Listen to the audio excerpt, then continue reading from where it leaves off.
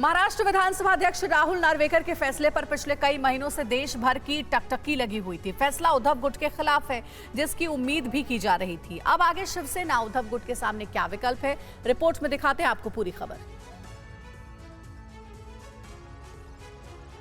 Speaker के फैसले से न सरकार के सेहत पे कोई फर्क पड़ेगा और न ही विधानसभा के कुल सदस्यों की संख्या पर। ऐसे में कह सकते हैं कि विधान अध्यक्ष ने चुनाव आयोग के रिकॉर्ड को आधार बनाते हुए एक बीच का रास्ता निकाला और अयोग्यता के मामले को दोनों खेमे के ड्रॉ कर दिया। न शिंदे गुट के विधायकों की सदस्यता गई और न ही उद्धव गुट के विधायकों की सदस्यता पर प्रश्न चिन्ह लगा। महाराष्ट्र विधानसभा अध्यक्ष के फैसले के बाद दलीय स्थिति में कोई फर्क नहीं पड़ेगा। फैसले के खिलाफ ठाकरे गुट कोर्ट का दरवाजा खटखटाने का फैसला किया है। खुद उद्धव ठाकरे ने कहा है कि आगे की लड़ाई कानून के मुताबिक लड़ेंगे। उद्धव गुट सुप्रीम कोर्ट का रुख कर सकते हैं। जनता के बीच में हम तो जा ही रहे हैं। जैसे आज भी आदित्य कोल्हापुर में उस तरफ है, मैं भी 23 तारीख को नासिक जा रहा हूँ, 22 तारीख को ताड़ाराम मंदिर में जा रहा हूँ, उसके पहले भी कहीं जाऊंगा, बाद में जाऊंगा। हम तो जनता में रहे हैं, जनता में रहेंगे। जनता और जनता के लिए, जनता के साथ लेकर, जनता को साथ लेकर हम लड़ेंगे। महाराष्ट्र विधानसभा अध्यक्ष द्वारा शिंदे गुट को असली शिवसेना करार दिए जाने के बाद एकनाथ शिंदे ने इसे सत्य की जीत बताया। वहीं उद्धव ठाकरे ने कहा है कि जनता के बीच रहे हैं, जनता के बीच रहेंगे और जनता का साथ लेकर लड़ेंगे। एक तरफ जश्न, दूसरी तरफ मायूसी, लेकिन उद्धव गुट ने कर दिया है शिंदे के खिलाफ बड़ी लड़ाई का ऐलान। शिवसेना में टूट के 18 महीने और 18 दिन बाद महाराष्ट्र विधानसभा स्पीकर ने मुख्यमंत्री शिंदे समेत उनके गुट के 16 विधायकों की सदस्यता बरकरार रखी है। स्पीकर ने शिंदे गुट को ही असली शिवसेना बताया है, जिसके बाद दोनों तरफ से वार पलटवार शुरू हो गया है। बड़ा सबक है।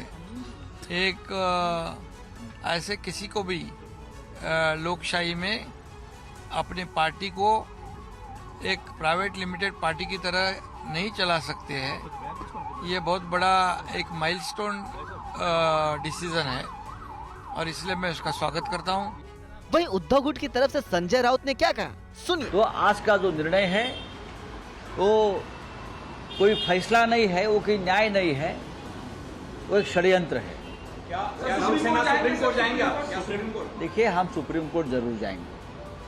हम न्यायालय में हमारी लड़ाई जारी रहेगी। महाराष्ट्र में शिंदे गुट के विधायकों की योग्यता को लेकर स्पीकर के फैसले के बाद उद्धव गुट के चीफ विप सुनील प्रभु ने सुप्रीम कोर्ट जाने की बात कही है। वहीं शिंदे गुट के चीफ विप ने कहा है कि उन्हें सुप्रीम कोर्ट जाने से हम रोक तो नहीं सकते, लेकिन वे पहले गद्दारी का टैग हटाएं।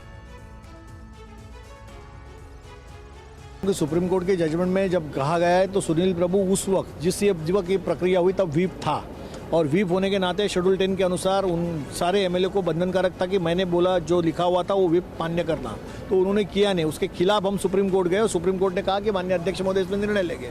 अध्यक्ष ने सारी याचिका ही खारिज कर दी। दुर्दैव, अगर 9 महीना अगर आपको लेकर ये करना था तो शुरू में करना चाहिए था। हम सुप्रीम कोर्ट क्या अपेक्षा थी इस तरह के निर्णय की?